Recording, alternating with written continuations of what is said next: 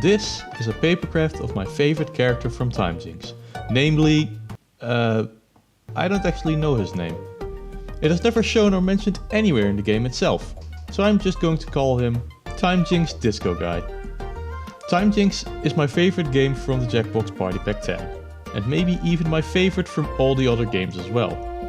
History is something that I find incredibly interesting, so any trivia wrapped up in a charming game is something I really like. Whenever I play with friends, I always pick this guy. The hair, the raised eyebrows and his funny Squidward nose makes him the one that I like the most. So, I have made a Jackbox Games Papercraft before. That one was this guy, from Weapons Drawn, which is in Party Pack 8. Just like Timejinx Disco Guy, this fellow has no official name, so I called him Teal Turtleneck McMurder Detective. But unlike Teal Turtleneck McMurder Detective, man, that is so fun to say, Timejinx Disco Guy only has one image I can work with. How many did Tealy over here have? 3. Wow! Incredible! Having only a singular image to base the entire papercraft design around didn't sit right with me, so I thought of some alternatives. I remembered that Splatoon 3 also has a jacket that looks a bit similar to the one from Disco Guy. As a nice bonus, there's also a victory animation that has nearly the same pose. Look at these guys, almost 2 drops of water. In the end, however, I didn't use too much of this, only the belt and the decoration on the back. This gave me a fun idea to incorporate another game from Pack 10, Dodo Re-Mi, as I used one of the birds to decorate his back.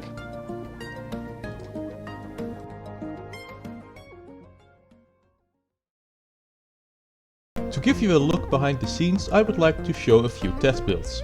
These are previous versions of the papercraft that were meant to see if certain designs would work on paper. Starting off, here is the first test build. Yeah, there are a few parts missing. With the first test build, the head and legs were not designed yet. But speaking of things that were designed, the raised arm here goes almost straight up, as it does in the reference picture. But having it this close to the head meant that it was very difficult to get the purple collar to look good on that side. I decided to have the arm go a bit less vertical so that the other parts would fit better. Speaking of the collar, that also didn't go as planned with this test build. The back segment went too far and the middle segment does not bend properly.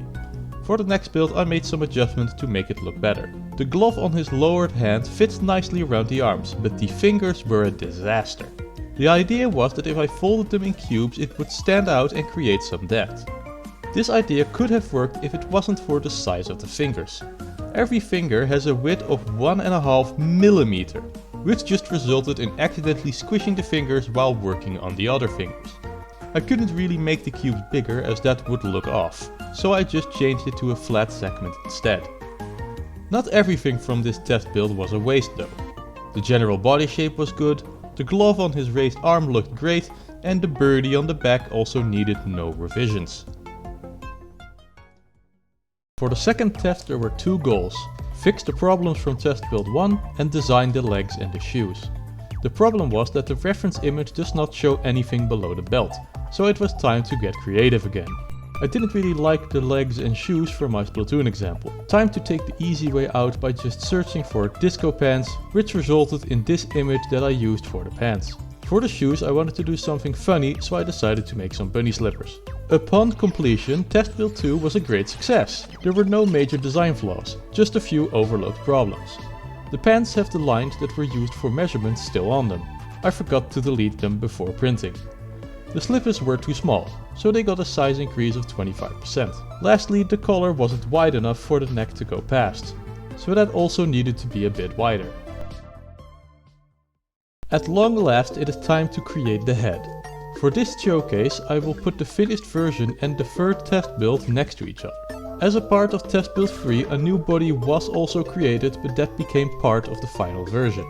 So the head of test build 3 will be shown on the body of test build 2.